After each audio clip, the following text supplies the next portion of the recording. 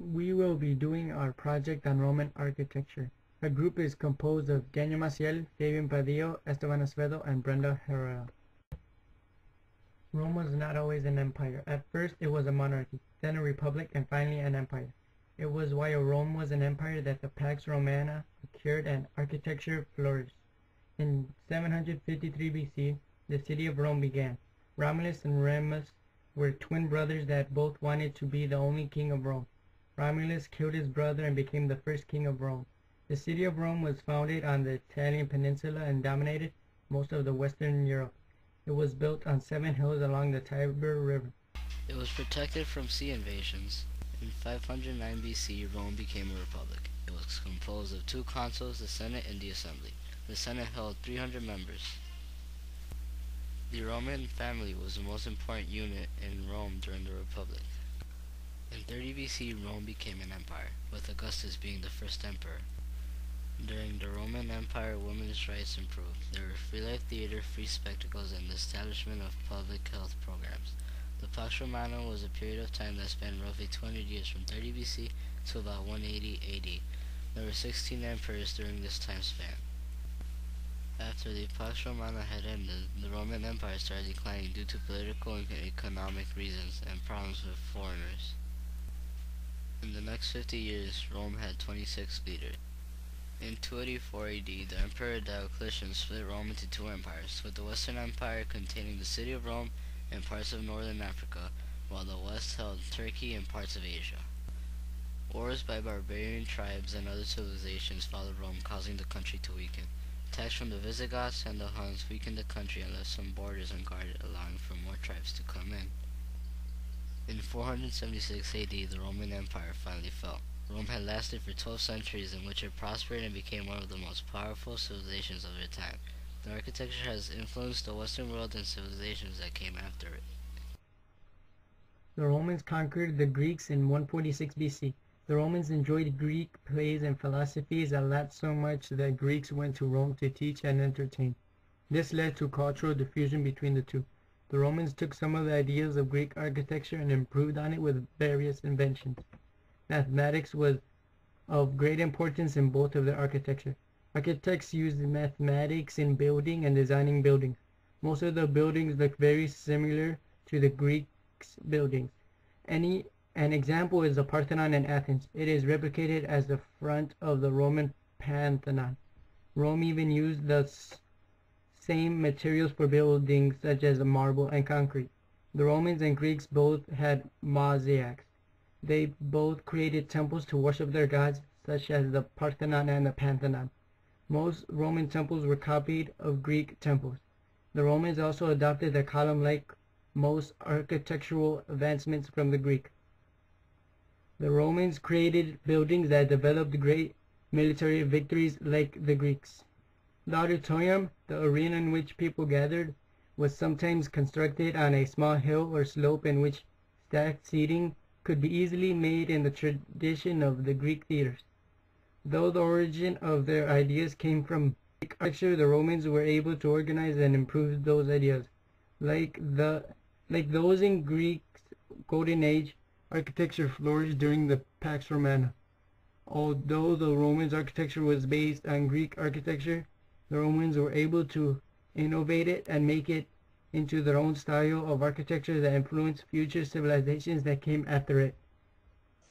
The Romans overused the arc in most of their structures. This is a very notable difference from Greece.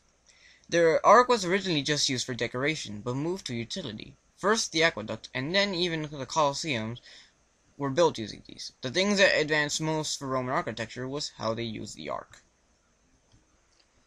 The Romans needed to obtain a water supply literally in their city, so its residents would not have to walk miles to obtain water. Aqueducts were built to do this. They were towering bridge-like structures lined with row upon row of arcs, which are very important in Roman architecture. They would often stretch for miles and plow through some mountains to reach their water source. Even though Rome was very similar to Greece architecturally, it still maintained its own uniqueness. This very famous building, the Colosseum, is nearly completely held up by arcs, which are a very important part of Roman architecture. The Colosseum's structural design can be compared to sticking two Greek amphitheaters together, which again shows Greece's influence to Roman architecture. But this also shows Rome's own unique style. Another difference to the amphitheaters is that the Colosseum isn't built into the side of a hill or a mountain, and it even can provide shade to those wealthy enough to sit in the shaded areas. However, Romans didn't only focus on how the building looked, they wanted it to be as useful as possible. They built several rooms under the actual arena floor that housed all the gladiators and or the beasts that the gladiators would fight. They even implemented elevators to raise the gladiators to the arena floor. However, they are not intact anymore, along with most of the building, which have now crumbled away. The Romans wanted to entertain their guests so much, they connected aqueducts to the Colosseum, allowing the arena floor to be flooded with water, which in turn allowed for miniature naval skirmishes. The Roman Pantheon is a remodel of the Greek Parthenon. The outside of the Pantheon is literally a Parthenon, and sitting on top of that was a large dome, showing the Romans' mastery of the arc, since domes are just a row of arcs connecting at one point. Just like how the Chinese built the Great Wall of China to protect from invaders, the Romans also built walls around the borders of the empire to protect and show the boundaries of the Roman Empire. Some walls still stand today, like the Great Wall of China. Just like in China and other civilizations, the father was the head of the household in ancient Rome. The materials that the Romans used were distinct because the Romans had different materials around them that they could use and found cheaper ways of using those materials. Like how the Egyptians used stone they gathered from quarries, and how in the Fertile Crescent they used sun-baked bricks. Although Rome used concrete, their concrete was a lot stronger than its predecessors. The Egyptians also used mathematics in their buildings. An example would be the pyramids in Egypt that required the use of geometry. In India they also had dome-shaped buildings called stupas, which are shrines to Buddha. This was similar to the Romans building temples and buildings in honor of the gods or an emperor, because the Buddhists erected places of worship or of learning Buddhism. Roman buildings were made for public use. Just like in other civilizations, the Romans had a way of getting water to cities by using aqueducts. The Romans created public baths as well. A difference though was that the aqueducts brought water to all, not just nobles. The buildings the Romans constructed were built well and outlasted some of the buildings from other civilizations. The Roman roads were more organized than previous civilizations, and the construction of roads and bridges helped communication in the Roman Empire. The roads increased trade and led to the heart of the Roman Empire. The roads they made are still being used today.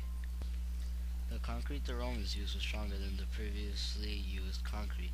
The ancient builders placed ingredients for concrete in wooden frames where it would harden. The materials to make concrete were not difficult to transform or less costly.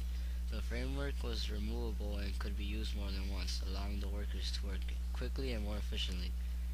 All the different architectures of the ancient civilizations each contributed in a way to Roman architecture, but it was the Romans that made their architecture one of the greatest achievements of their civilization.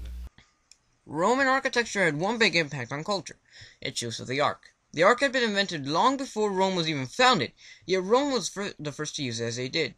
The most notable influence was during the medieval period, also the period of the Italian Renaissance. Many churches and castles were made and decorated with arcs.